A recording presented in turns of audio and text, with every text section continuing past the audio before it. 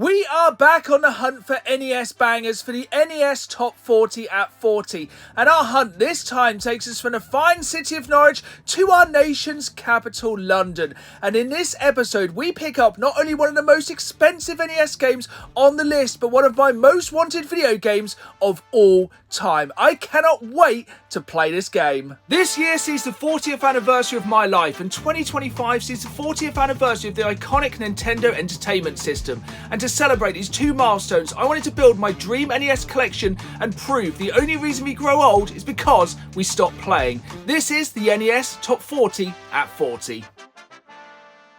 Hello again folks, and welcome back to the NES Top 40 at 40. My quest for 2025 to try and build my dream collection of 40 NES games to celebrate both my 40th anniversary and the 40th anniversary of one of the most iconic consoles of all time. And this time our trip takes us all the way from Norwich to London on the hunt for NES bangers, but that's not all. We also have a very unexpected CX roulette.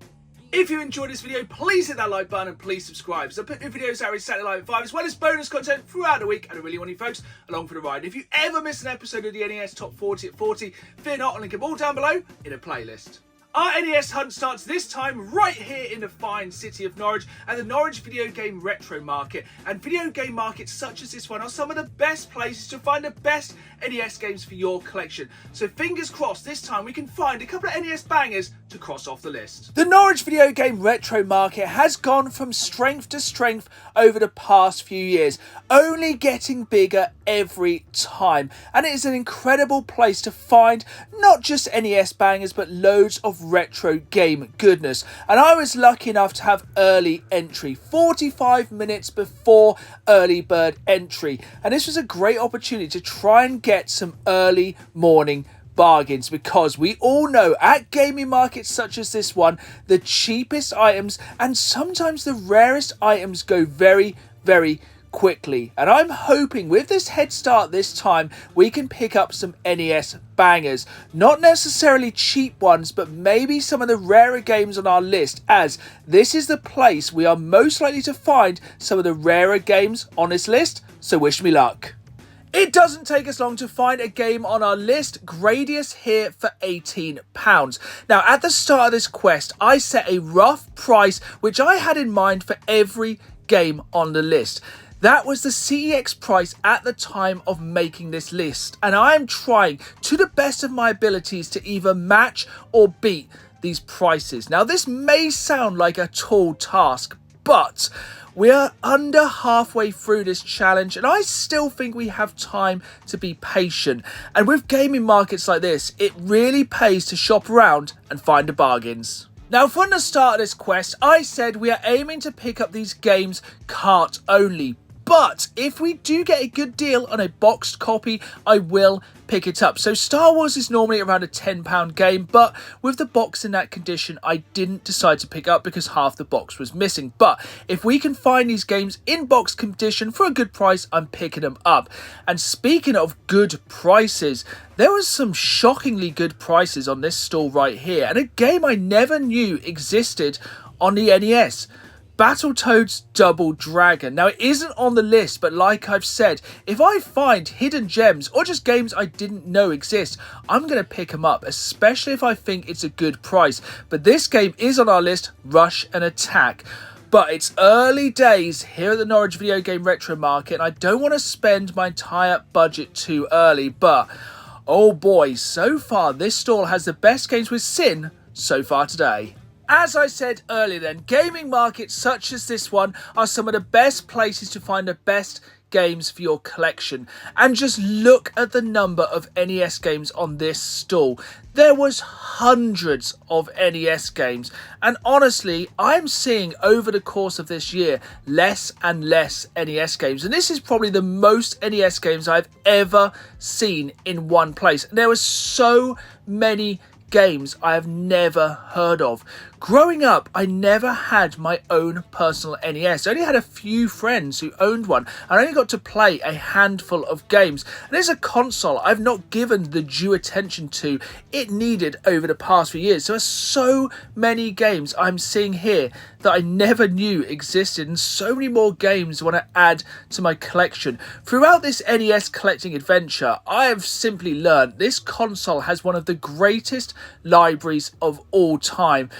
And I'm just trying to capture a small piece of this amazing library with these 40 hand-picked games I need for my collection, and I'm spoilt for choice. But unfortunately, price always has to be a factor when deciding what games to pick up. And remember, we saw this game earlier on, Battletoads Double Dragon, and here it is again for £38, which makes me feel I saw that earlier in the day for £24, and that must be a really good deal.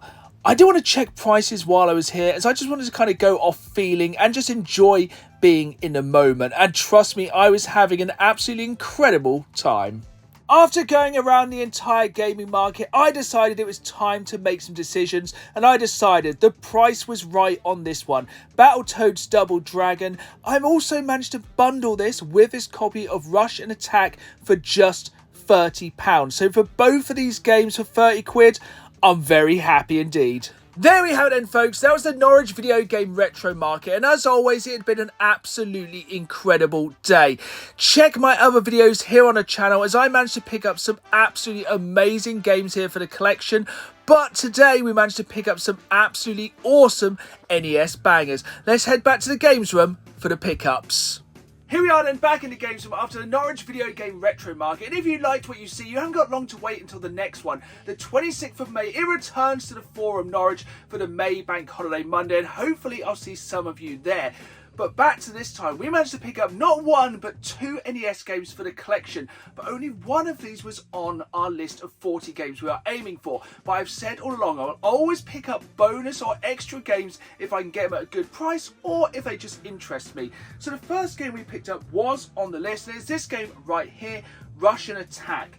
And this looks absolutely incredible. It's a side-scrolling Konami shooter, and in the 8-bit, and especially into the 16-bit days, Konami could do no wrong with these kind of run and gun games. And this one was a real bargain.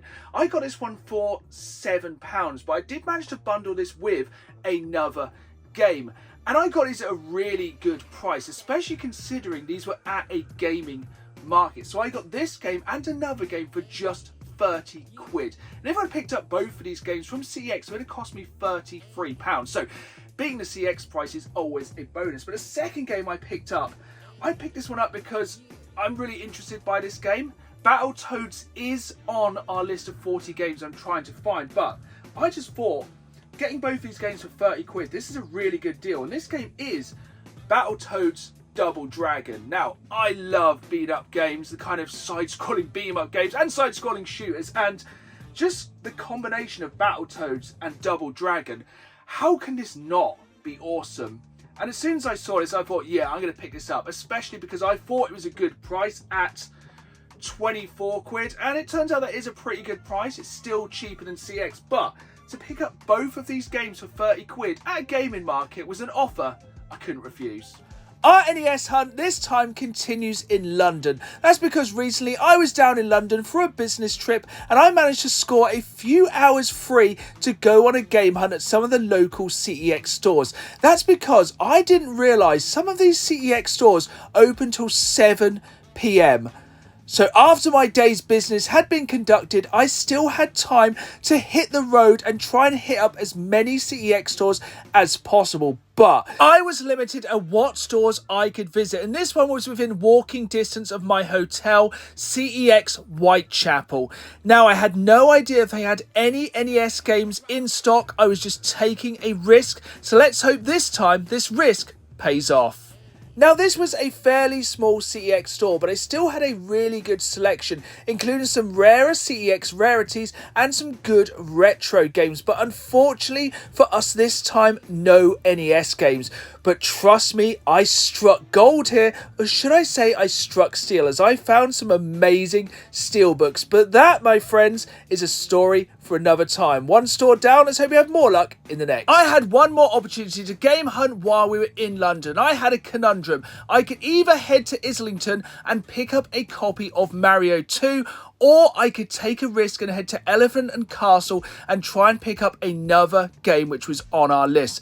And I decided this was worth the gamble. I only had time to head to one of these two CEX stores, and I'm hoping this time the gamble pays off and this game is in good condition and we can pick it up for the NES Top 40 at 40. Let's head inside and try and find it. Now, once again, this was a fairly small CEX store, but this was a long boy, and it had a really large glass cabinet of dreams. And this is where we got our first scent of NES goodness, with this loose NES console and this extra controller, which were both in really, really nice condition. But speaking of NES controllers, I saw this for the Nintendo Switch, which was super cool. This right hand Joy-Con for the Nintendo Switch. Now let me know in the comments down below if they also do a matching left hand Switch Joy-Con controller, as if they do, I definitely need this one. But we're getting distracted. We need to find this NES game we need for the NES Top 40 at 40. And you can see why I'm getting easily distracted. This glass cabinet of dreams was absolute fire. There was a little bit of everything. Modern games, retro games, boxed, loose, steelbooks, everything I love. And there was only one thing we still needed to find. This NES game, and also to hope it was in good condition. And thankfully, we are in luck, including a free Nintendo dust cover. This copy of Mega Man 2 was thankfully in incredible condition. There we had it, folks. Our trip to London had been fruitful and our gamble had paid off. Yes, unfortunately, we had left behind that copy of Super Mario Bros. 2, but we have no idea what condition that was in, and our gamble paid off as we added Mega Man 2. Here we are then, back in the games room after an absolutely exhausting trip to London. Now, like I said, this was a business trip and I didn't have much time for game hunting, and I had to make some tough decisions.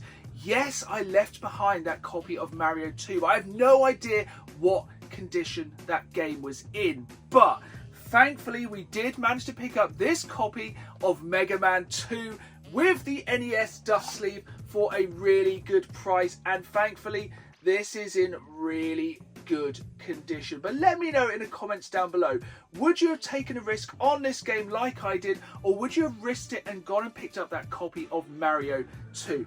For me, I think this is the less common game. Now, neither of these games are super rare, but this is one you see less often, and honestly, I'm just super happy to add the first Mega Man game to my NES collection, because remember, at the end of this episode, we'll be playing every single game we've picked up, this time on the NES Top 40 at 40. This may seem like a small thing, but I'm all about the small wins, and managing to pick up this copy of Mega Man 2 with the dust cover, in my eyes, is a little win, because at the end of the day, if you go on eBay and pick up one of these official Nintendo dust covers, more often than not, these are around £5 each. Now, of course, you have no guarantee when you pick up an NES game from anywhere you're going to get a dust cover. So, like I said, finding a game with a free dust cover is always a little win. Speaking of wins, let's hope we have a win with our CEX roulette. Now, this is a fairly cheap game, but this is a game which is now out of stock at CEX, and this game is complete in the box with instructions. Now, this one does have a bit of a story behind it, which I'll get into as I open this one up. So this is packaged absolutely incredibly, and I have got my trusty scissors for opening this one. So what I love about retro gaming is sometimes you will forget about a game for literally years. This is a game right here I haven't thought about in years. And recently I was watching one of my favourite channels here on YouTube, Ed Hunts. Definitely go and subscribe if you haven't already.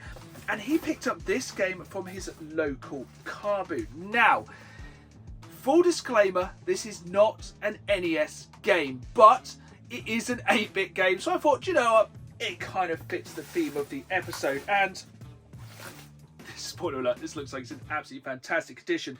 This is a game I haven't thought about in about 30 years. I remember hiring this game sometime in the 90s from Blockbuster. And if you were there, you were there. Blockbuster was a magical place.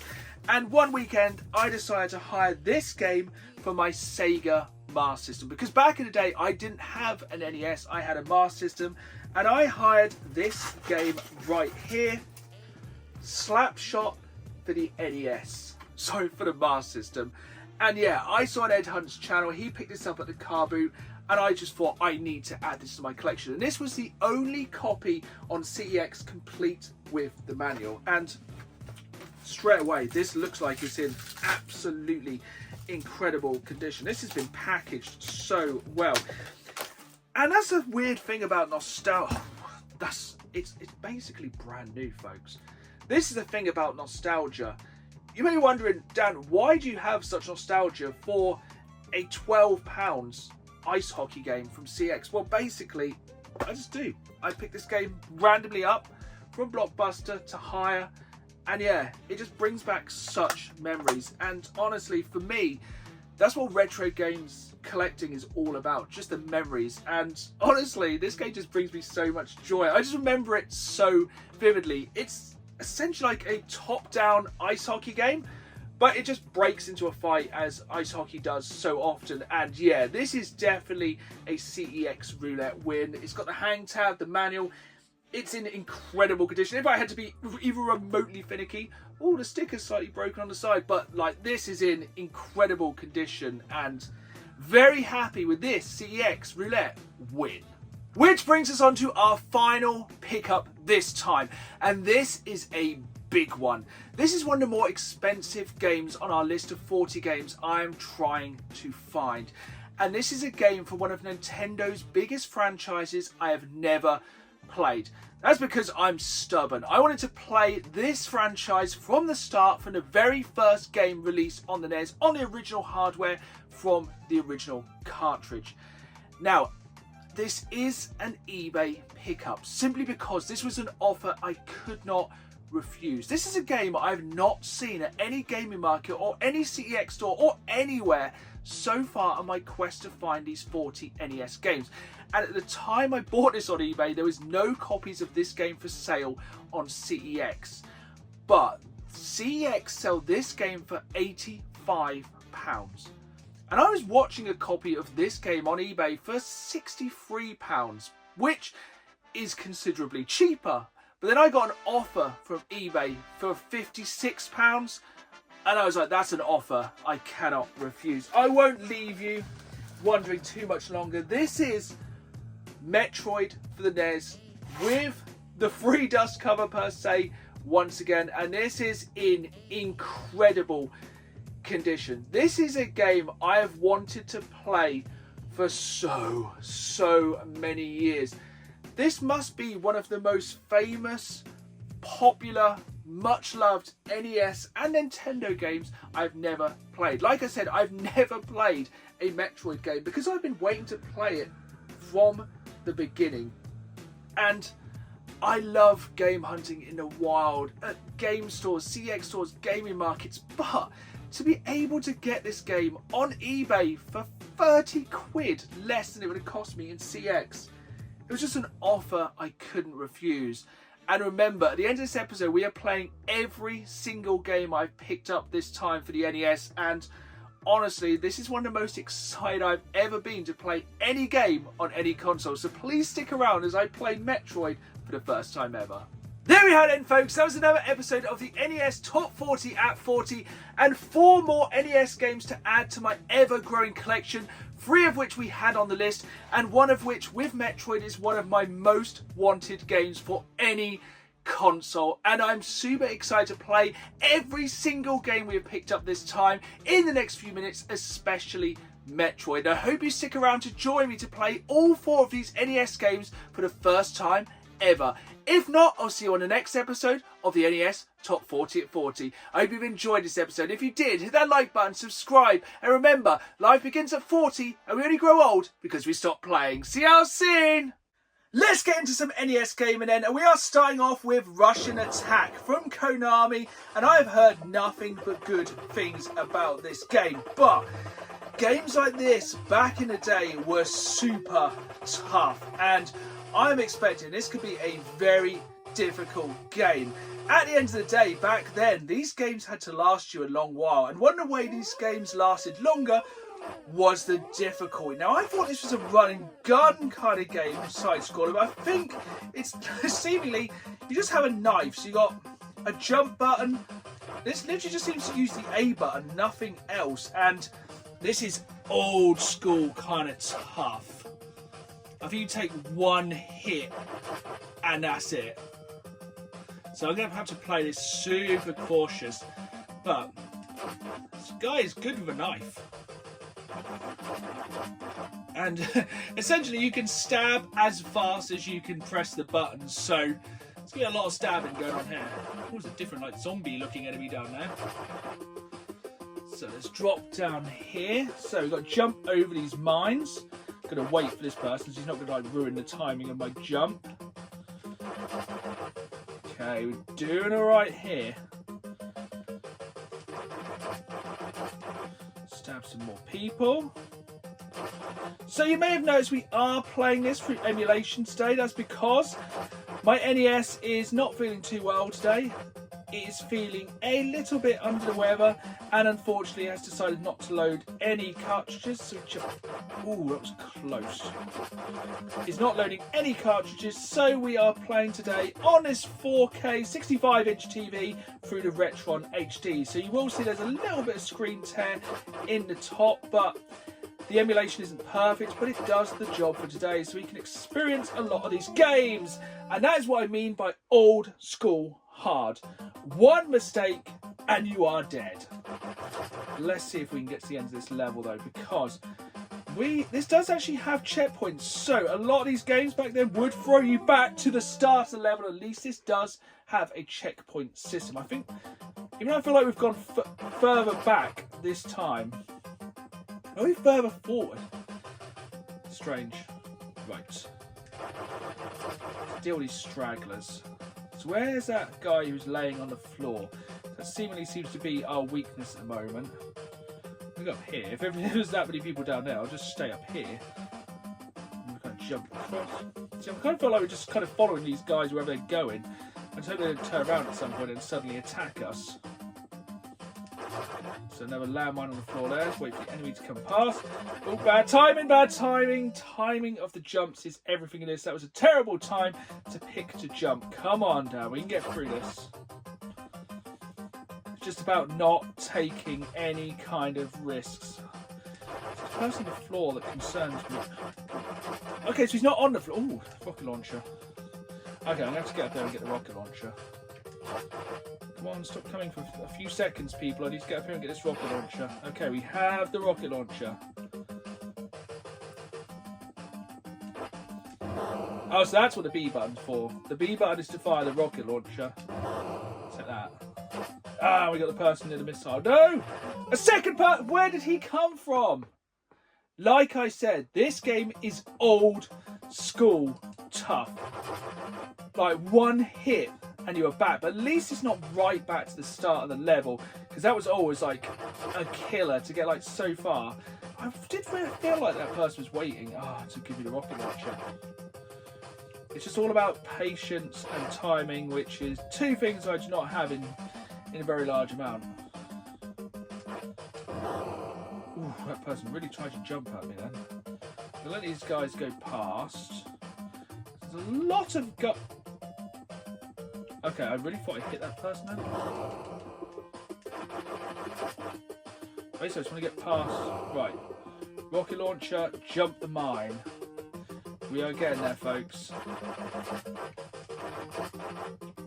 I think this is one of those games though where if you do make a mistake, it's your fault. You either get, or you just get something like that, which is totally unfair. It's just disregard everything I just said. Old school hard and a very, very good but very tough game. Let's keep the toughness going then with Mega Man. And is it anything but normal difficulty? Because either this is going to be a tough tough games. So, where should we go after first? I'm going to go after Woodman. Now, I've never played this Mega Man game before, so I don't know if I've just picked the easiest or the hardest boss, but I reckon this is going to ruin me, this one.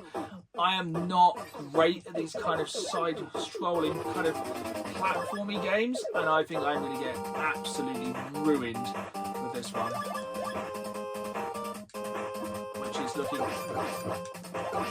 Actually, no, we're doing okay. That was like the first kind of enemy. And we kind of just... I think the advantage of this one is having a weapon.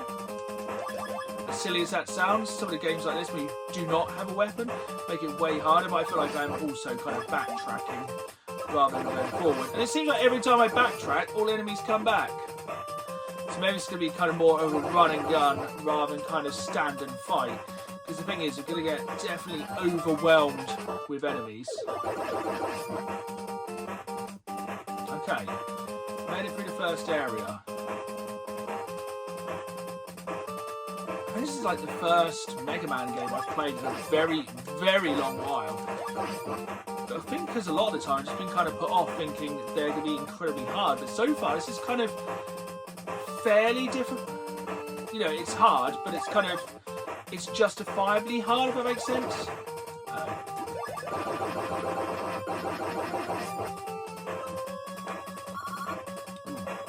So, you know, you can actually take a couple of hits in this, rather than like in Rush and Attack, where you can like take any hits whatsoever. At least this one gives you like... This is definitely like a boss, like midway through a level. Definitely getting hit harder by them. But like I said, this is... Oh my god, another one of them.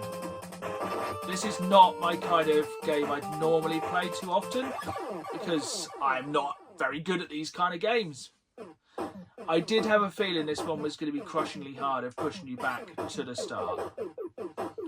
Again, like I said, Rush and Attack, it's rarer that they kind of have those kind of checkpoint systems rather than putting you back to the start like Mega Man 2 is going to evidently. So let's try and get to those two harder enemies. So these ones aren't too bad. At least space you can shoot as fast as you can pull the trigger. I think it's just kind of finding a bit more of that. Change the finger placement on this one ever so slightly because so I think it's like finding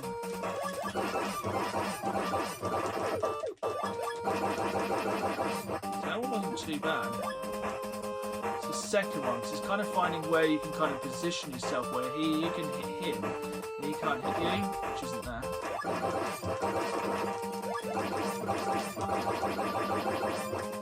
I've still got a little bit of health. We really do some more health. So I think, yeah, this is the harder one because it's finding where you can kind of hit it. No, definitely don't jump into it. And I think that's the hardest thing because you go all the way back to the start. It just makes it so much more crushing. I think it's just basically I need to learn like a lot of these enemies' kind of attack patterns. Like the bats are kind of obvious. This kind of just runs towards you. But these other ones, it's just kind of knowing where you can kind of position yourself to fight them. And it's kind of that classic thing of being old school NES hard. Only being able to fire in one direction is definitely one of the things that makes this hard. Like if you do like a left and right shoot, I mean like a kind of diagonal.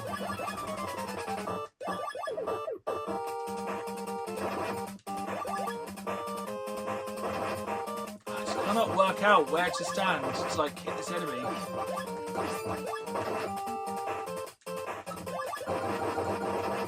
It's worth just kind of literally standing straight at them and just getting through them.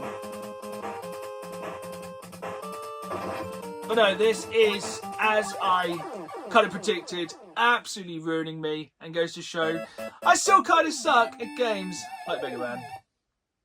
I have waited a long while for this one, Metroid on the NES. Let's just get straight into this one.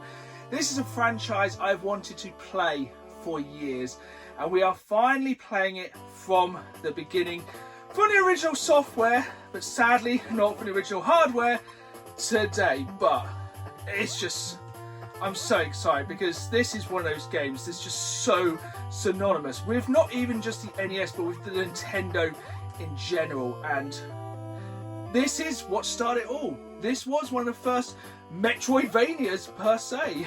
So what they called them back then, when there wasn't any Metroid or Castlevania. But we just use the ball to get under here and then jump up and kind of get these enemies.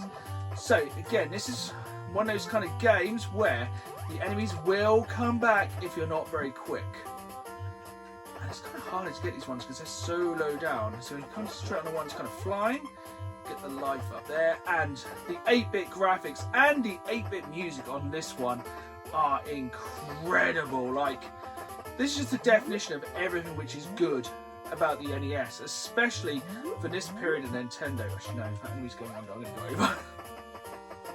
And I think it's quite cool as well because this one you can save your game. So obviously we're going to make a good start today, but I don't think we'll be quite finishing this game in one sitting because I think this is quite a long, epic game. And I wonder if I can actually finish this one without the use of a guide. I think it's just because everyone has that kind of classic always going the wrong way on a game that you like kind of find secrets sometimes. Ooh, no. Mix of two different. Oh no, we're not doing. Oh, it's all going wrong. Right, that's good. We've got that enemy. What we need to do is get up there. Ooh, a little bit dodgy there. Ooh. Is that a block? Ooh, platforming. Never my strong suit, as I've said many times before. I mean, that's one of the advantages of this game. The controls are so tight and like they just work so well because when you're doing like quite exact jumps like this, you need the controls to be good. I don't know how high this is going to go up. Oh, please don't fall all the way down to the bottom. Keep going. Keep climbing, Samus. You got this. Right. This is a very, very long way up. Oh, shoot. I could have gone a lot worse than I expected. It's quite ironic that I'm collecting for the NES when platformers such as this are one of my weakest genres. Like, give me a gun any time of day and normally I'll be a lot better. And this one's quite difficult, so it's kind of timing between these two enemies. We're so close to the top. Right, I think we can come out here. Hopefully we can try and get some more health because that beeping is incredibly annoying.